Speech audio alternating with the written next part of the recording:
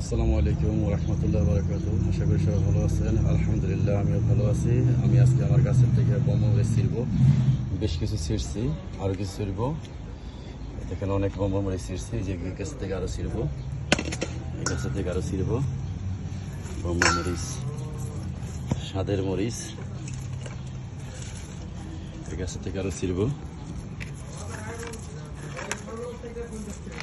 জালি দেওয়ার উদ্দেশ্য হইল মরিচগুলা একটা ছোট্ট পশুর মতো আছে, এগুলা খায় ফেলে। এই যে এখানে ছিটতেছি বম্বা মরিচ, বম্বা মরিচ,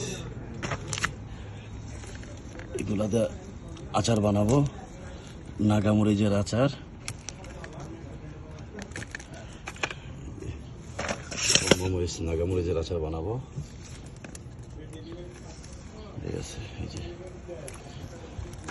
এগুলা সব এক এক কালারের, দেখেন কমলা, হলুদ, লাল, মেরুন।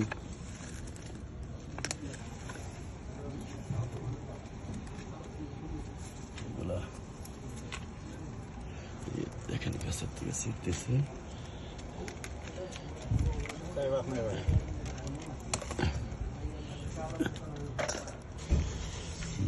এবার এই গাছ থেকে ছিড়বো। এখানে গেছে প্রত্যেকটা পেকে গেছে। এটা মেরুন কালারের, পাকলে মেরুন কালার হয়ে যায়।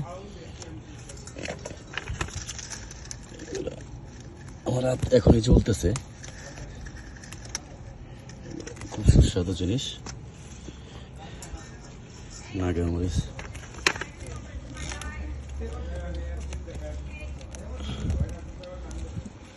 এত অল্প সময়ে এত সুন্দর ফসল আমার খাস দেওয়া ছাড়া সম্ভব না। আর আমার এতে আল্লাহর খাস দেওয়া আছে। দেখেন কত মরিচ ছিঁড়ছে। যে এখানে আরেকটা গাছ আছে, এখান থেকে ছিঁড়বো। এখানে আরেকটা গাছ আছে, এখান থেকে ছিঁড়বো। এই যে এগুলো পাটলে মেরুন কালার হয়ে যায়। এখানে আরেকটা বম্বামরিচ গাছ আছে, দেখি এটা কি অবস্থা। এটা আবাত্তি, এটা ছিড়বো না।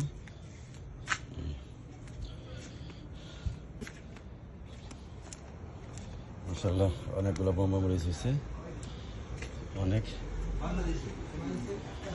বম্বামরিচ হয়েছে, ছিঁড়ে পড়ে গেছে। আল্লাহর দরবারে লাখ কোটি শুকরিয়া যে এত সুন্দর মরিচ হয়েছে।